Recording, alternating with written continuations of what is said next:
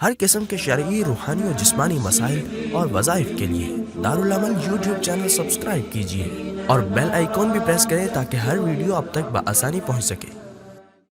لوگ غسل کے بارے میں پوچھنے پہ بھی شرماتے ہیں۔ ہمارے پشتوں میں ایک مثال ہے، اب شرع کی شرم نست، یعنی شرعی مسائل پوچھنے میں کبھی نہ شرمایا کرو، اس میں کوئی شرم اور عار کی بات نہیں ہے۔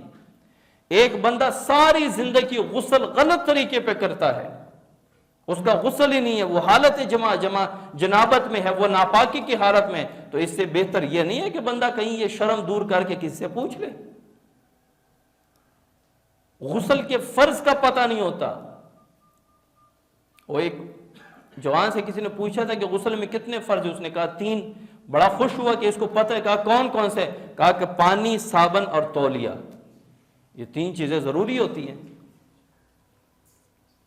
اور آپ کبھی نا ایک سروے کے طور پہ آپ پوچھنا شروع کر دیں جا کے، اس لیے نہیں کہ کسی کی تحقیر کرو، کسی کو نیچا دکھاؤ، کسی کو شرمندہ کرو، اس لیے کہ المیت تو دیکھو ہمارے معاشرے میں فیس بک اکاؤنٹ ہر کوئی بنا سکتا ہے۔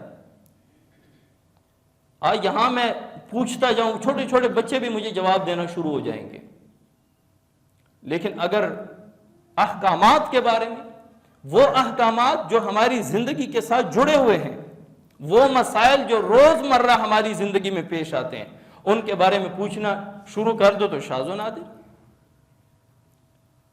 تو اس لیے تو یہ سلسلہ شروع کیا ہے کہ ہمیں احکامات کا پتہ چل جائے۔ ہمیں فضائل تو ہم بڑے سنتے ہیں، فلاں عمل کرو گے اتنا ثواب ملے گا، فلاں عمل کرو کیسے؟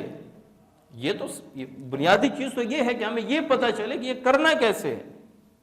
پاک رہنا عبادت ہے، پاک رہنا اللہ کو محبوب ہے، لیکن پاکی اختیار کیسے کرنی ہے؟